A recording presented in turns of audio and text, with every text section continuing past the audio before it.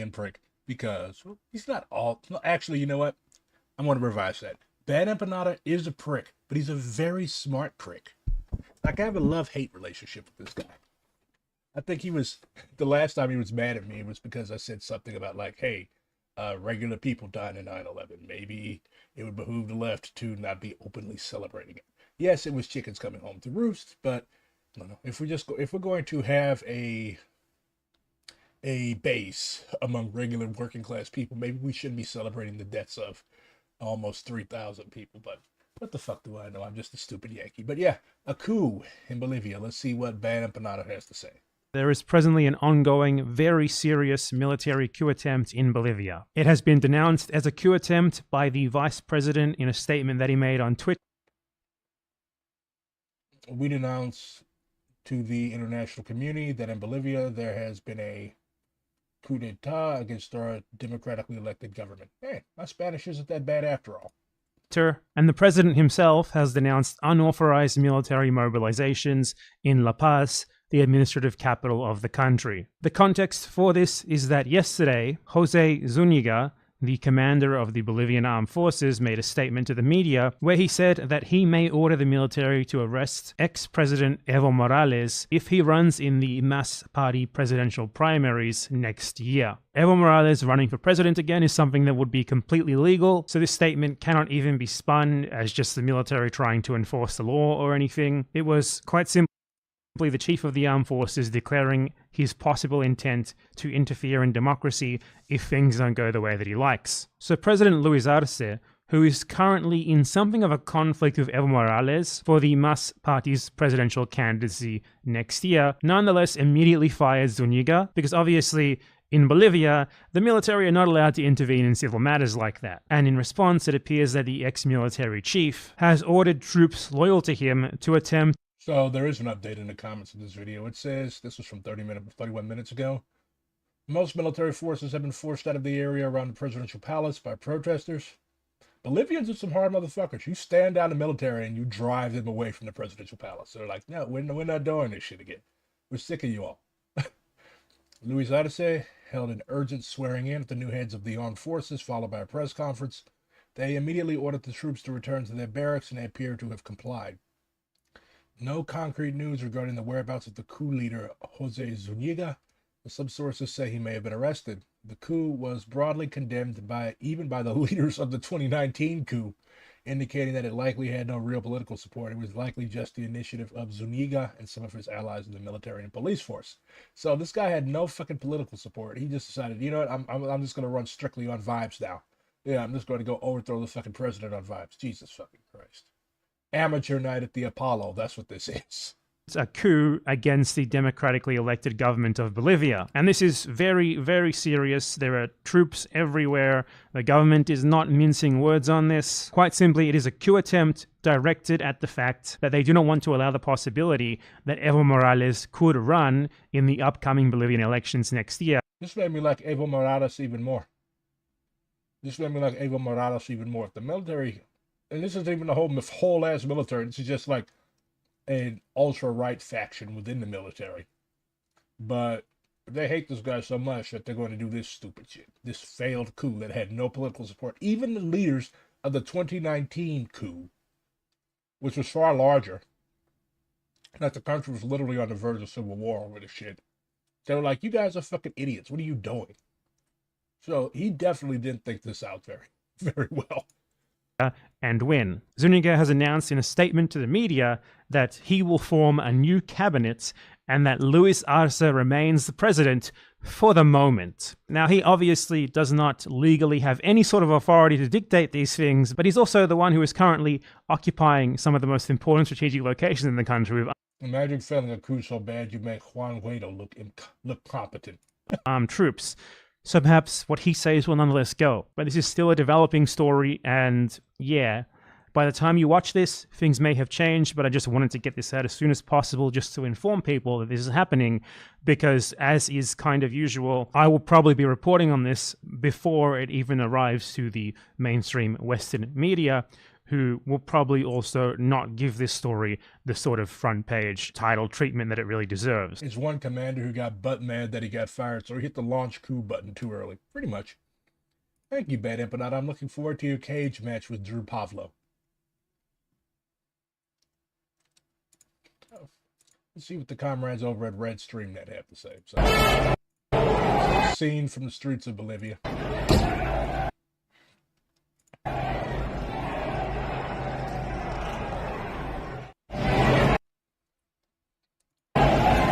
It doesn't look like they even had time to get up and put their fucking uniforms on. They're just like, okay, bro, okay, buddy, just go time, let's go. Embarrassing. Fucking embarrassing. Aldani Marquis says this is what Bolivia looked like in 2019, the last time it had a coup. Thousands upon thousands of people calling for a civil war to overthrow the CIA-backed putschists. The first time I can recall a civil population actually demanding a civil war. That's how serious it was.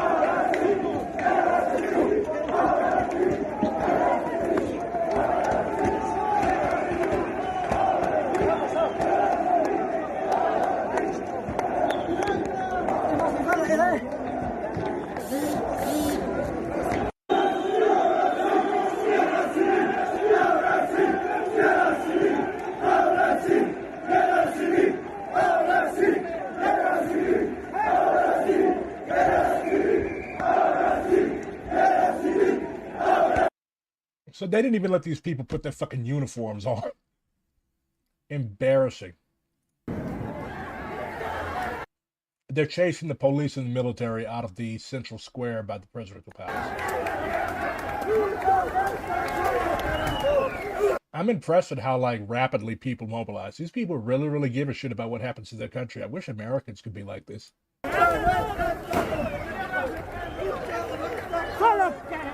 That is the huipala. That is the symbol of the Andean indigenous people. No! Está bien que los paqueteros son puta fachos de mierda. Lucha no está solo, carajo. Lucha no está solo.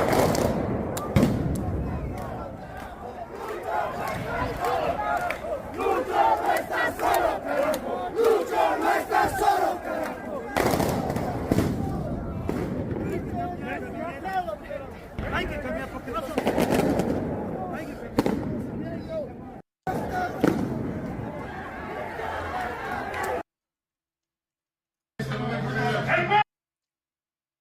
So this is the president of Bolivia, Arce, standing down the general that launched this coup, literally firing the dude again to his face.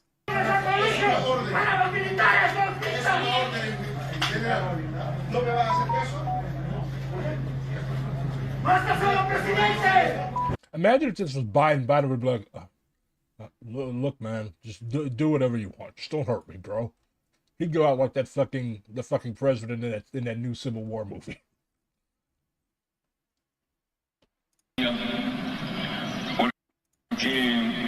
So they have a new commander of the armed forces in Bolivia, Jose Wilson Sanchez. Nadie desea ver la imagen que estamos viendo en las calles. Nadie. Es por eso que ahora, en mi condición de comandante general del ejército y en representación de los 3 comandantes de fuerza, digo,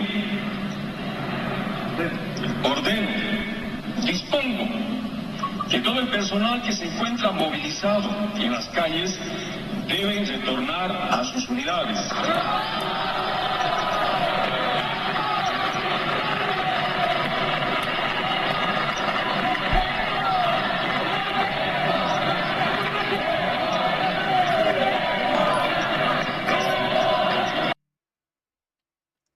People are chanting "Fuera," which means "get out," at military armored vehicles and heavily armed troops in Bolivia's Plaza Murillo.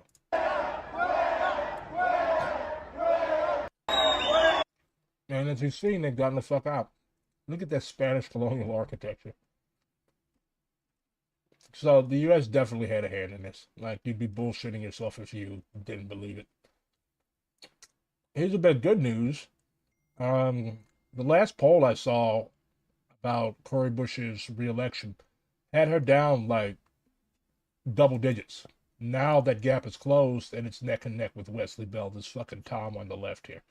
So she has it seems that she has a very, very high chance of winning, squeaking out a win, but a win nonetheless. So hopefully we won't see the Jamal Bowman situation repeat. I mean, to be quite fair, Jamal Bowman kind of deserved it, but Cory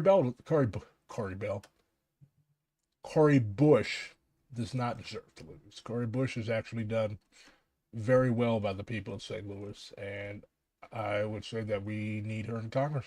Indefinida a partir So this is a major leader of the Bolivian Federation of Trade Unions. del día de hoy, el traslado de todas las organizaciones sociales y sindicales a la ciudad de La Paz para defender y restituir el orden constitucional y a nuestro gobierno legalmente establecido en Bolivia.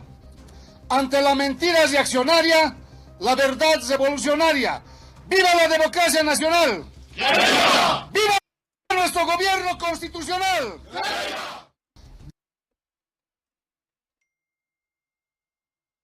So this is how I actually found out about this, from the DSA International Committee. Very good group of people, of which I'm a member. You should follow them.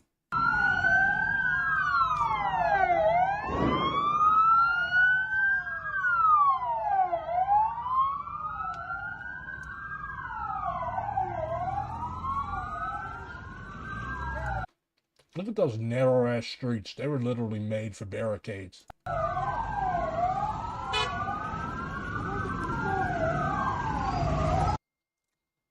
But yeah, Issa, this was basically an attempt by a faction within the Bolivian military to stop Evo Morales from running for president again.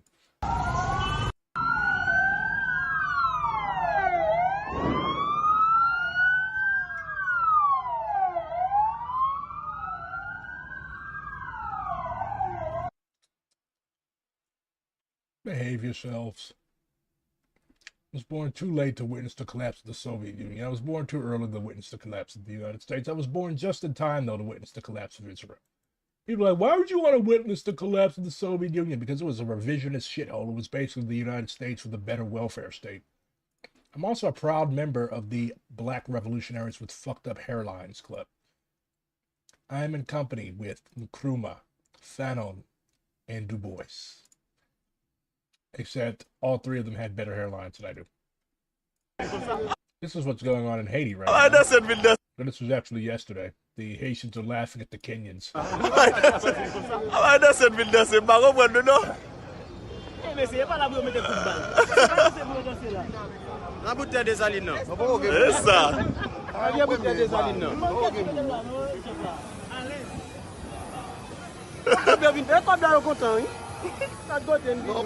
How the fuck are you going to invade somebody else's country and they're laughing at you? Y'all have already lost. Ball game. I mean, we got and finish. Got and finish.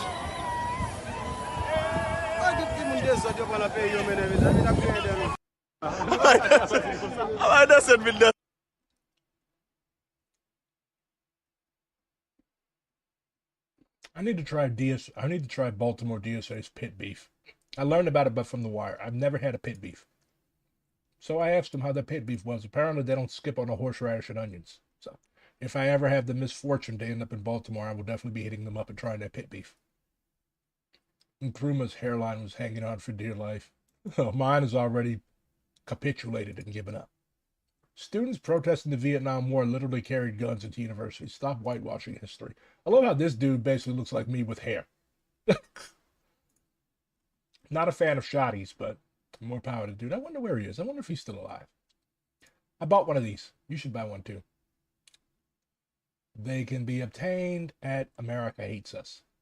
They also have quite a bunch of other merch that you can buy and display your ultra-leftism to the world with. The lane that DSA has carved out in the past 6 years can be employed to enforce the line on progressives except for Palestine and sink the campaigns of cowards who betray our movement. If Bowman or AOC find themselves isolated and lose their race, let it be known that their fatal mistake was funding the Iron Dome and alienating the left pro-Palestine base that carried them to power. What few concessions, what little power the proximity to AOC, Bowman, and the Democratic Party provide us are acceptable sacrifices and will yield us a firmer, more militant base formed out of solidarity with our communities. Let it be known to every so-called progressive that failing Palestine carries a political cost, and we will exact that cost on every coward. Now that it's done, it's time for an analysis. Who are the leaders developed from Bowman's 4 years in office? What mass work was launched, and how did it fare? Was a base constructed, and do they exercise political power through a mass organization? Defeats are bound to happen. We should use the opportunity of the first loss of a DSA-endorsed federal incumbent to analyze how successful their term in office was at building organization rather than engaging in wallowing circular firing squads. I agree. Honestly, I think Bowman would have been better off if he had just listened to Ojama Baraka. Unprincipled opportunism got Bowman in trouble. What credible forces celebrated the intensification of the war on October 7th? You're not going to win over any white liberals with this BS, and just play it to the image of you being a scared Negro. Straighten your back. This is good advice for any progressive. Straighten your back. Quit trying to appeal to these people. They don't give a fuck what you say, especially if you're a black man.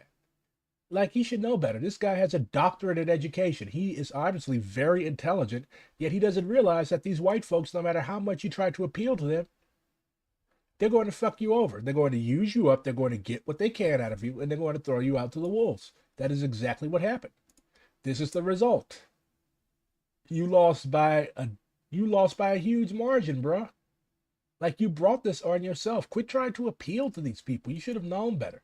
You should have mobilized and leaned into your base. And now you've got people stumbling from failure to failure. But it's okay. Us communists will be here to welcome you with open arms and teach you how to struggle for real. Instead of being condescending and arrogant rightists, despite another major blow to your strategy, like, if rightists will constantly ask you, like, oh, what have you done for the movement? I don't know. I'm not the motherfucker that's running around losing election after election. Like, you all need to stop being so arrogant. That's a major reason why 3 major Palestinian solidarity organizations have denounced DSA, because of this condescending arrogance and smugness. And there's no results. There's nothing. You get nothing. We've got nothing out of this. We've wasted a shitload of money. We've put in a shitload of canvassing and volunteer hours and phone banking hours. Well, I haven't, because I don't canvass and I don't phone bank. Maybe I should canvass for Cori Bush. I don't know. I am like an orchid. I can't take a whole bunch of heat. I don't want to get heat stroke. That has left a lot of people fucked up for life. Anyways, but you've worn out the metaphysical soul that you have and the physical soles of your shoes, as Fred Hampton would say, and you've got nothing to show for it. Yet you still have the audacity. You still have the audacity to be arrogant. Like, bruh. You spent the day talking to elderly black voters and activists in the Bronx in tears that they couldn't vote for JB, Jamal Bowman, because it got taken out of his district to ensure his defeat. If you're smug tonight because the electoral ring of the left got wrecked, go fuck yourself, sincerely. They're already starting that shit. I'll take shit that didn't happen for 1,000, Alex, because that shit did not happen. You did not spend all day in the Bronx talking to elderly black people and activists because they angry because they couldn't vote for Jamal Bowman. Black people don't cry over fucking elections. Come the fuck on. Like, you really think that people are fucking stupid? You really think that people are stupid?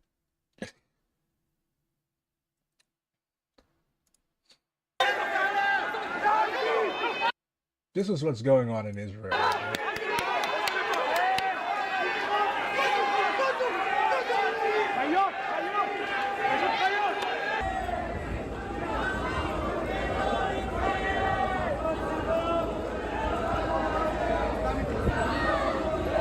army. The Israeli government wants to draft us to the Israeli army. Therefore, for us, it's considered as being irreligious. Therefore, we prefer to die and not go to the Israeli army. We are demonstrating against the government, against the High Court. We will not go to the army. We prefer to die and not go to the army. But again, this is a stable country that's long for this world. Let's see what it's like to fall into a black hole.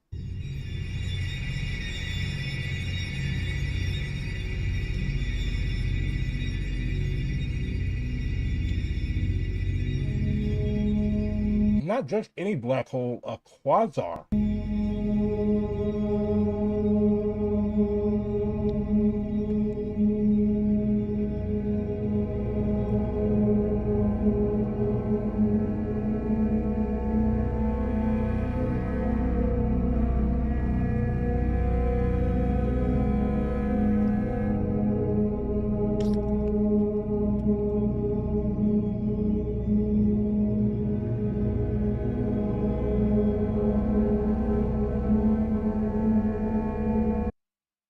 Basically, quasars are black holes that are actively feeding. Is it quasar or quasar? I don't know. I'm not a fucking astronomer. Yeah, those guys are funny. They just want to be given state support so that they can study Talmud all the time. They're just over there chilling on stolen land. I guess they're like the Quakers in the United States that didn't fight in wars, benefited from stolen land anyways.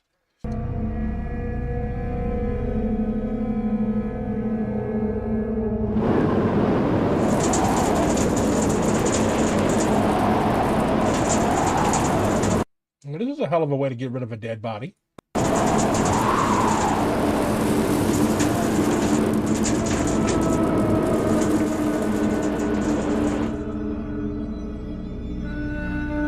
Ooh, pretty.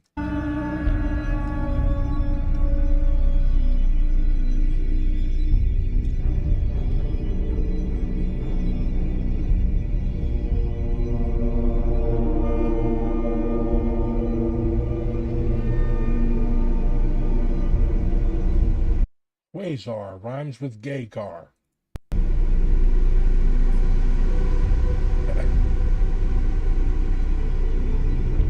Space in general is fucking terrifying.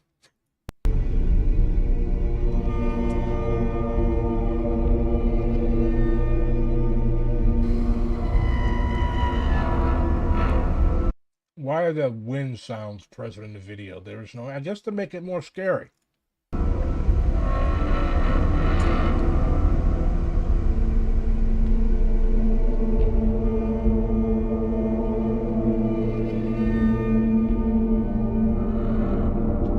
Without your indestructible suit, the intense radiation or extreme temperatures would have already killed you. It wouldn't have killed me. I'm built different.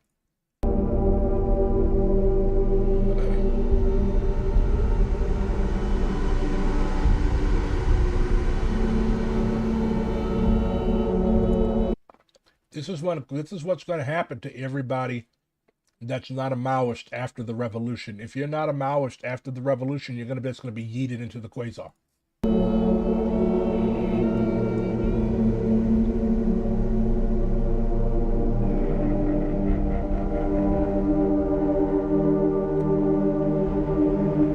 As you get closer to the event horizon, the gravitational time dilation becomes even more extreme, whatever the fuck that means. It sounds scary as fuck.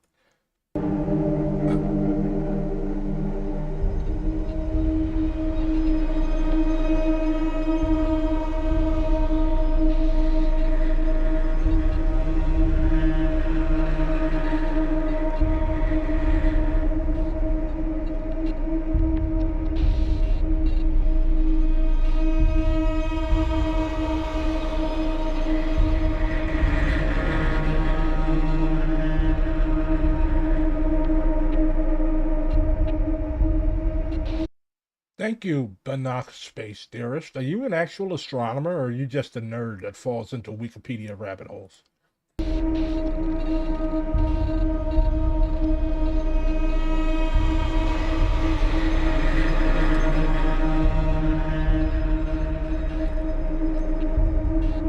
Slower time equals longer struggle sessions.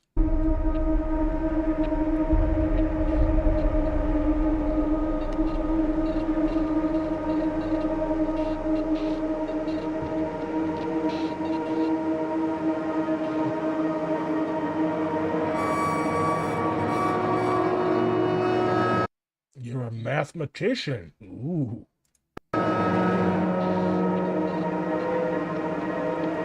Real talk, though, the beams of a quasar are unfathomably deadly. Even millions of light years away from their epicenter, the radiation in these beams in them is capable of spawning extinction events. Well, as long as there's not one by Earth, I'm good.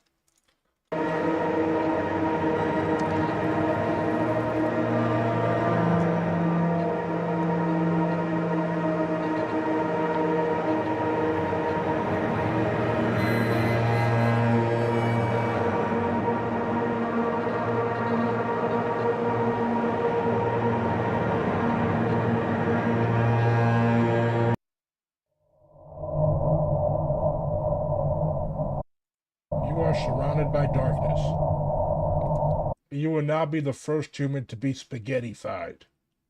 Well, that sounds horrifying. What happens when you get spaghettified? Is that like when you're just pulled and pulled and pulled and pulled?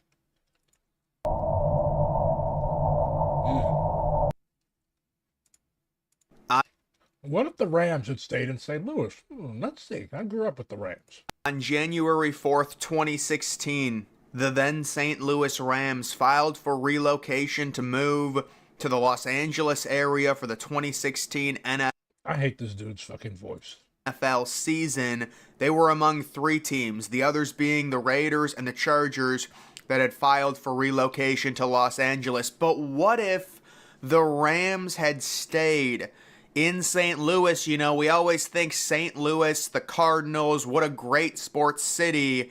The main issue with the Rams, the stadium, an ownership group that got a little bit greedy, that wanted more, and I will give them credit, it did work out for them, becoming the Los Angeles Rams, playing at the super stadium that is SoFi, the most expensive stadium in history, subsequently winning the Super Bowl a few years later with a young superstar head coach Sean McVay, and becoming the third most expensive NFL franchise.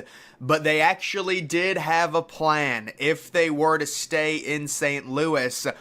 Honestly, Gaddafi was right. Sports are way too commercialized. Like the fucking draft. You're up talking about buying and selling all these fucking big young black men. It has big slavery vibes. With a potential brand new stadium that already had a name, National Car Rental Field. Yes. Oh, wow. That's really inspiring. National Car Rental Field. The alternate history. Could you imagine if the Rams had worked out some type of deal right on the water? Now, this stadium, to me, reminds me of Lincoln Financial Field with the Philadelphia Eagles. I like it. It's a nice outdoor stadium. Everything is named after fucking corporations. And it looks pretty sweet, but apparently the fans in St. Louis hated the name National Car. No shit, it's a stupid name. Rental Field. And there was an article before they left St. Louis to potentially change the name to Enterprise Field. I just thought that was a funny thing. Enterprise is also a corporation, but it has a much better sounding name than National Car Rental Field. But yes, so let's talk about this, our alternate history. Let's dive right in. The number one thing, we all know they would have to get a new stadium. The Edwards-Jones Dome was completely obsolete all the way back in 2016. That's Bro, they only built the fucking thing in the 90s. My uncle helped build the dome. What do you mean it's obsolete? How long is the fucking stadium supposed to last? part of the reason they moved, so they would have to be able to fund that new stadium. They would stay put in St. Louis, and the Rams would continue. I wonder what the future of the Rams would be. Would they change their logo? Would they keep their colors? I'm guessing they would just keep everything and move into the new stadium, and you would have to figure maybe at some point they would get better, because when they were in St. Louis, Todd Gurley played like one season when they were in St. Louis, I remember, and then they moved and he really broke out, and that's when they ended up getting Sean McVay, and the whole thing kind of came together. But those last, I would say, decade when they were in St. Louis, they were a horrifically bad team. They were like the NFC's version of the Browns almost, after the greatest show on turf was no more. Do I partake in sports? I look athletic. No. They were pretty bad. And if you remember, And just a big fucking flab and waste of a body. when the Rams moved into their temporary home, the LA Coliseum, this was Everybody says that. Everybody wants my fucking PT regimen. I definitely do need to start working out, though. before the Coliseum's renovation, where they completely changed the seats.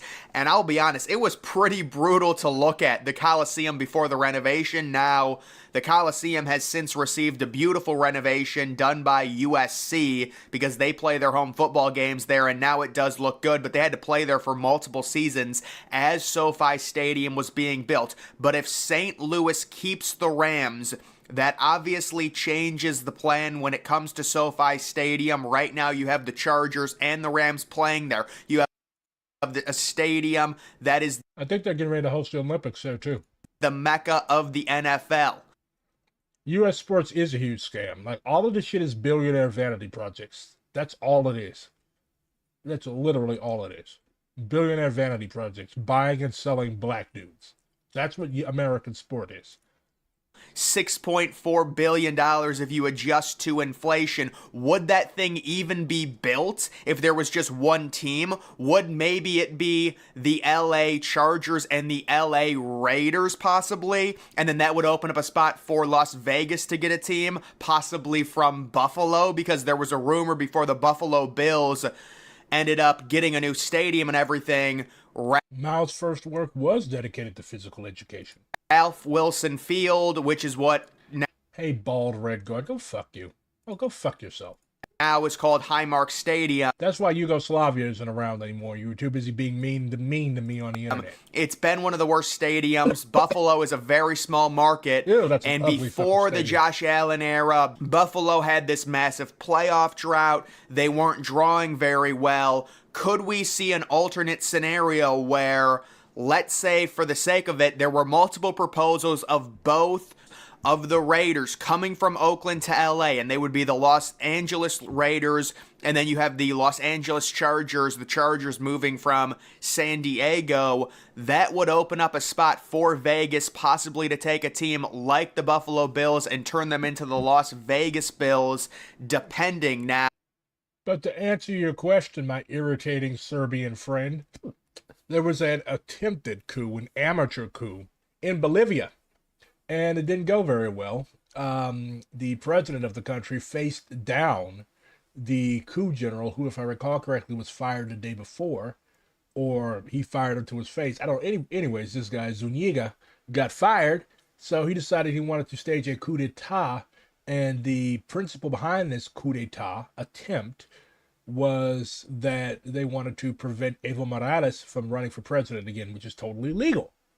But the military saw fit to interject itself into the affairs of the democratic workings of the country, and thousands of people streamed onto the streets. I mean, they're used to these coups, and they know what to do. So thousands of people streamed onto the streets to defend their country and its democratic institutions, and the coup plotters were arrested. Well, Zuniga, he might have fled back to his base or whatever, but either way, he's gone. And the military was ordered back to the barracks. That's basically what happened. Now, they ended up getting the stadium, the funding for it, and Buffalo You're going to Spain for a month to work on a Civil War site? Are you like an archaeologist or something? is currently building the new Highmark Stadium. All right, I can't listen to this fucking dude anymore. Kumusta ka? So before we start this video Imperialism and the sex trade, the case of Angeles City in the Philippines. This is interesting. today, I want to ask my viewers to please support my kasama Justine, who's a full-time mass organizer Kasama is Filipino for comrade, by the way. based in Bicol that is currently facing 2 trumped-up charges as a result of a red tagging campaign by the Philippine puppet state. Justine is an exemplary kasama, and they're unsurprisingly going through Now, that's still based. It's dope that you get to go to Spain and unearth some leftist history. a lot right now because of this. Viva la quince brigada, rum. They need support for litigation expenses and to afford housing and other daily operational expenses to continue their valuable work as a full-time organizer, part of the National Democratic Movement. Here on Marxism Today, we always talk about the importance of supporting the national democratic movement. So now is your chance to help out a kasama that is literally on the ground in the Philippines doing the important work needed to further the national democratic movement to victory. The link to their GoFundMe is in our bio in this video. Please do your internationalist duty and share widely with your comrades, friends, and family. And as always, don't stop talking about the Philippines until victory. In many of our videos on this channel, we've mentioned that having a true anti-imperialist stance, which supports the oppressed masses and colonies and semi-colonies across the world, includes an opposition to the global sex trade. In response to this, So I put the link to the GoFundMe that Comrade Ana was talking about in the chat. If you have a few extra bones, maybe toss the comrades up. we get comments from people genuinely confused about these statements, as well as comments from those whose interests, frankly, lie with the continued expansion of the sex trade globally and are outraged that we have a correct analysis on this hyper-patriarchal, violent, widespread industry which doesn't cater to liberal, petty bourgeois, choice feminist feelings. Regardless, both of Stop speaking Serbian in my chat. Stravo, brate. Dobro veče, druže. these types of reactions to our statements on the Yeah. imperialist nature of the global sex trade are usually followed by requests for elaboration on what we mean. Apparently there's one Serb cigarette enjoyer, and there's another guy that is either Serbian or they know Serbian, and they are flossing their bilingualism in my chat. So today I'm going to explain, but I myself am a visual learner. I like to be shown examples of what's being discussed instead. Hey, don't make me. I play GTA. I know quite a few Serbo-Croatian curse. I don't. All I remember is Nico Bellic in his broken English being like, "You drive like you are drunk. What happened? You bore your license?" Of just being told about it. So today, we are going to talk about Clark Air Base and the sex trade in Angeles City, the Philippines. In particular, we're going to discuss how it came about as a result of American imperialism in the Philippines, what the violent and cruel effects of this sex trade are on the population of Angeles City, and how this This sex trade discourse flares up amongst left Twitter like once every few months. And you always have Westerners that do not understand like how fucked up. Like these girls are literally fucking sex slaves. These girls are literally fucking sex slaves. So this again is this shows the divorce between the West, between Europe and the United States and Canada and places like the Philippines, Thailand, Vietnam, where these girls are basically slaves. These people are basically slaves, and they are forced to cater to the whims of Japanese and Western sex tourists that come there simply because these women are so easily exploited and these girls are so easily exploited. Like, look, this is a little fucking girl. solution to the brutal exploitation of Filipino women, children, and queer people by the hands of sex tourists is intrinsically tied to the fight for national liberation in the Philippines. But first, let's talk about the Philippines more generally. The Philippines on paper is a sovereign nation which was granted independence by the United States of America in 1946 after 48 years of holding the Philippines as a U.S. colony. The reality, though, is that the Philippines today is still a semi-colony. This is Marxism Today.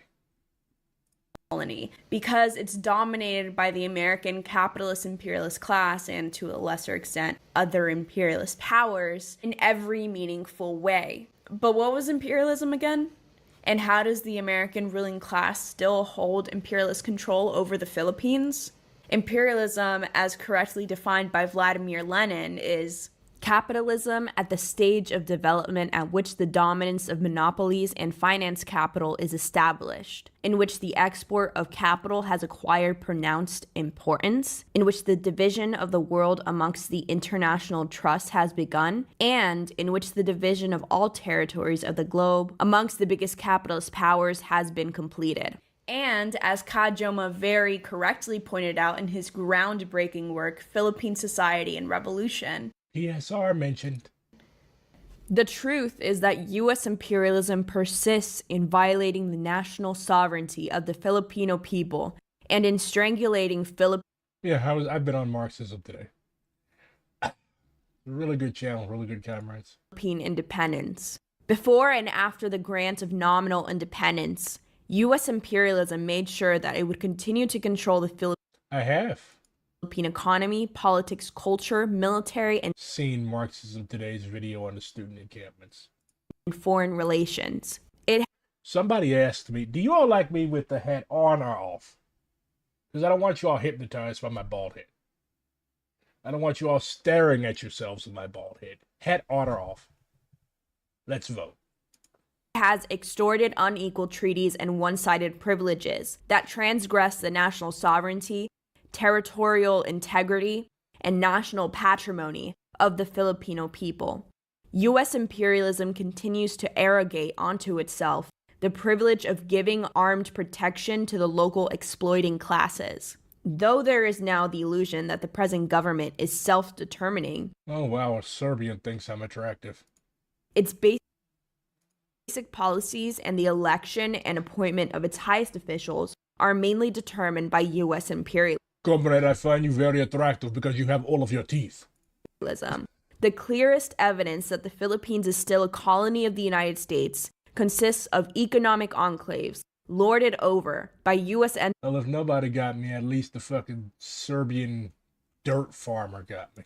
enterprises and also of huge U.S. military bases. Included in this list of U.S. military bases is Clark Air Base. Clark Air Base was established in 1903 by the United States and remained in their explicit control until 1991, when the Philippine Senate, influenced both by the eruption of Mount Pinatubo, which caused heavy damage onto the base, as well as by a powerful uprising of Filipinos who wanted the U.S. out of our land, Yeah, he was on May Day.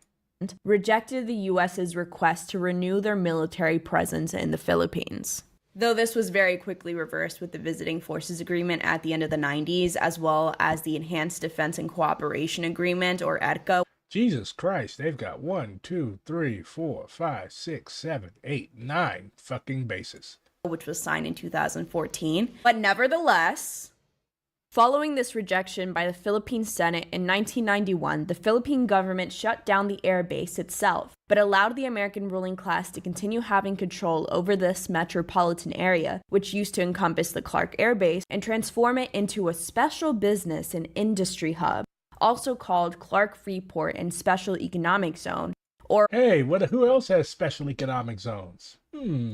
also referred to as Metro Clark. And they also built an airport there called Clark International Airport so that tourists can CIA? That had to have been intentional. You're going to build an international airport and you're going to give it a name so that it has the initials CIA. fly directly to this place and enjoy all this region has to offer. This American Special Economic Zone covers part of Mabalaklat and, of course, Angeles City. But before we deep dive into the topic of Angeles City, let's overview the role that Clark Air What do I think of Cedric Robinson's book, Black Marxism? I love it. Yes, I did talk about the protests that are going on in Kenya yesterday. They're still ongoing. They stormed the parliament yesterday. And why are they protesting in Kenya? Because the IMF basically wants to do what it has done to so many other third world countries, turn it into a free-for-all zone. As the comrade Anna had just said, like, that's how imperialism works. They want easy markets for their goods. They want to be able to control the currencies of these countries. And one thing that the IMF, the International Monetary Foundation Fund, does not want is independent countries, financially independent countries in the third world. Because if every country in Africa, if every country in Latin America Airbase realized real currency and economic independence that would upset the whole imperialist world order. The imperialists depend on cheap goods from these countries. The imperialists depend on the availability of these countries as dumping grounds for their surplus goods. So they're not going to allow peacefully this order to be reversed. That's why they're protesting in Kenya, along with the fact that there are several hundred Kenyan so-called peacekeepers that are being deployed to another black country, Haiti, to work the will of American and French imperialism in that country. So there's a lot for the Kenyan people to be upset about, and hopefully they topple the pig Ruto that runs their country and they institute a real people's government.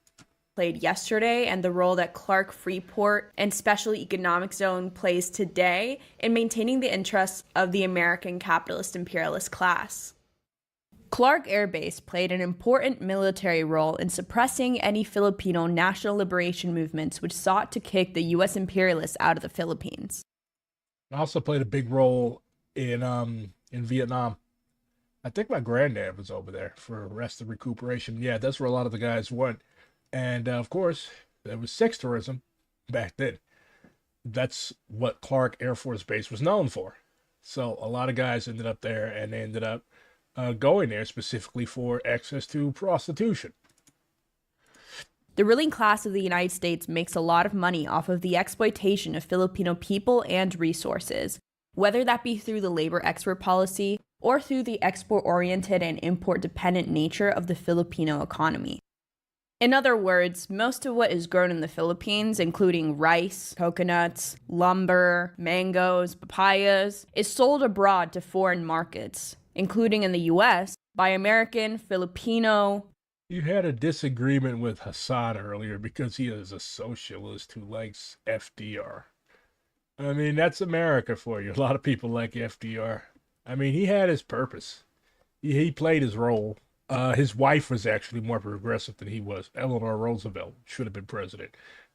She played a pretty heavy role in integrating black people into the United States military, for example. Not saying that black people should be in the United States military, but it's kind of fucked up. You're fighting a war for so-called democracy with the segregated army. But she was also really keen on integrating black people into the full benefits of the New Deal. So FDR was definitely probably one of the most progressive presidents that we have had, but also, if I recall correctly, George Jackson labeled his reforms as quasi-fascist. So definitely a lot of varying opinions on him. Honestly, I think that there's correctness in both. Japanese. And no, I don't think Assad has read Settlers. He should. Everybody should read Settlers. And other companies, while most of what is bought and eaten by. But we also shouldn't view Settlers or any other book as like a Bible of anything. But yes, it is still a very good book to read. Filipinos is imported, which, yes, Filipinos, including rice tillers who literally grow the rice for the companies or the landlords that they are employed by, don't get to eat Filipino rice. They get to eat Thailandese rice that gets imported in. And of course, American companies involved in sex tourism and the sex trade make a huge buck off of the U.S. imperialist control over the Philippines. If a Filipino national liberation movement were to successfully kick out the U.S. from the Philippines, it would seriously fuck with a significant portion of the American capitalist imperialist class's money. Which is why Clark Air Base played an incredibly strategic role in suppressing the Hukbalahap rebellion in central and northern Luzon during the 1940s. And the Hukbalahap were basically communist rebels. They had cut their teeth fighting the Japanese during World War II, and the Americans, who called them the Hooks, basically ordered the Filipino government to suppress them because they were not going to allow communists to take over the Philippines. And training the AFP to hunt, rape, torture, and murder Filipinos engaged in protracted People's War in the south of the country to this very day. Not only that, Clark Air Base played a strategic role in maintaining American imperialist interests in all of Asia, not just the Philippines. For example, it served as a launching pad for US soldiers who were to be sent to Korea during the US-backed Korean War, which devastatingly split this nation in two, and also served as a logistics hub during the Vietnam War. You know, the one where the US slaughtered 1 million Vietnamese people because how dare they want sovereignty and socialism? With the closing of Clark Air Base and the establishment of the Clark Freeport and Special Economic Zone, American-run companies, FDR was one of the smartest of U.S. imperialists and anti-communists. Including brothels in all but name, hotels, and tourist attractions, were still able to maintain a monopoly of economic control over Metro Clark area, generating millions of dollars for American pimps, business owners, real estate agents, landowners, and other leeches on a yearly basis. Since the American ruling class and their comprador Filipino allies effectively control the economy of Metro Clark area, they have a significant power over the local government and police force. And the historical and ongoing effect that this American imperialist outpost called Clark Air Base has had on the local Filipino population is devastating, especially to the citizens of Angeles City. Ever since the United States took over the Philippines from the Spanish, the former Spanish colonial settlement of Angeles City has been a hub for sex trafficking and sex tourism, which from the beginning of the U.S. occupation sought to commodify Filipino women, and later queer people as well, as sexual objects to serve and please the American soldiers stationed at Clark Air Base. Starting at this violently patriarchal colonial origin, the sex trade in Angeles City then expanded and established itself as an international hub of prostitution for sex pests from across the world to travel to.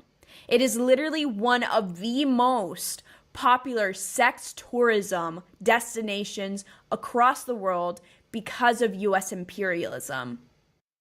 And you wonder why they're making a revolution. Like, can you imagine your fucking sister, your mom, your aunt being subjected to this shit day after day?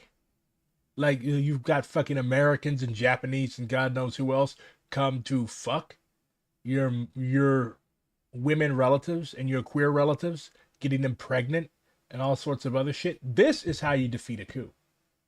But yeah, fuck American imperialism for what it has done to the Philippines. That is atrocious and disgusting and barbaric bullshit. The heroic people of Bolivia have successfully defeated the coup. The people's movements mobilized to defend the democratic government of President Luis Arce. We will always stand with democracy and sovereignty. Today we saw the Bolivian people rise up against the Bolivian elites in the U.S. masters' attempts to destabilize the country. The Bolivian Workers' Center, representing over 2 million workers, have called for a continued vigil and state of alert against any further coup attempts. The people of Bolivia have defeated the coup. All power to them. No coup in Bolivia. And this is how they're celebrating.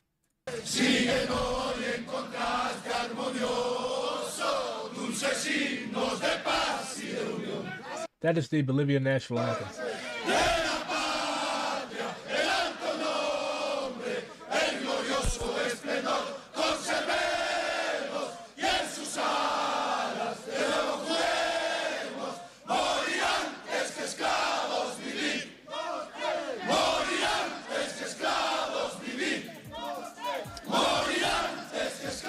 Yeah, that's how you defeat a coup. What a lot of people understand about coups is that if they don't have political support, they're going to fail. Like Thomas Sankara, he led a progressive coup in what was then Upper Volta, later renamed to Burkina Faso. But the thing about coups, from the Maoist analysis, from the Maoist perspective, is that they're inherently unstable. That's why in many cases we don't take power via coups, because Maoists believe that if you don't have a mass base, even if you are able to seize power and hold it for a few years, you're going to end up losing. Every time. Like Thomas Sankara, he was killed by one of his own people. And that just shows the innately unstable nature of coups. Same thing in Grenada. There was a progressive coup led by the New Jewel movement and army officers. Maurice Bishop was able to run the country for a few years, but eventually he was toppled by one of his own comrades, who was an ultra revisionist, and Reagan and comprador regimes, Barbados, etc., in the Caribbean used this as a justification to invade the country and impose impose bullshit on the country. So you have to be very, very careful with coups.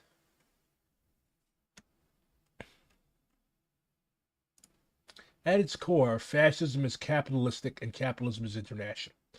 Beneath its nationalist ideological trappings, fascism is always, ultimately, an international movement. News footage of Somali sniper hitting an American patrol outside Mogadishu Stadium, less than 24 hours after the first U.S. soldier was killed during combat. The stadium was a major American base in the city, and had in the days prior come under frequent sniper fire. Not enough people talk about Somalia and the fact that, like, we basically were ran out of there with our tail between our legs. Casualty today, Somalis. The Myanmar coup didn't have political support, but yet the military government still retains power. Actually, no, they're getting their asses whooped. Like, they control very little of the country right now. Sniper fired on a U.S. patrol, hitting a Navy. This is why you don't invade other people's countries. Medic in the shoulder. Brown, call it in.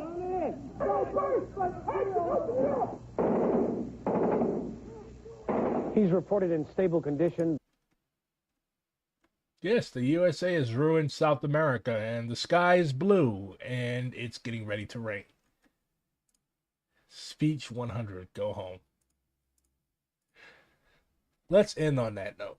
And remember, if you're going to start a coup, if you're going to stage a coup, please make sure that it's not just you and 30 other dudes. You're going to lose.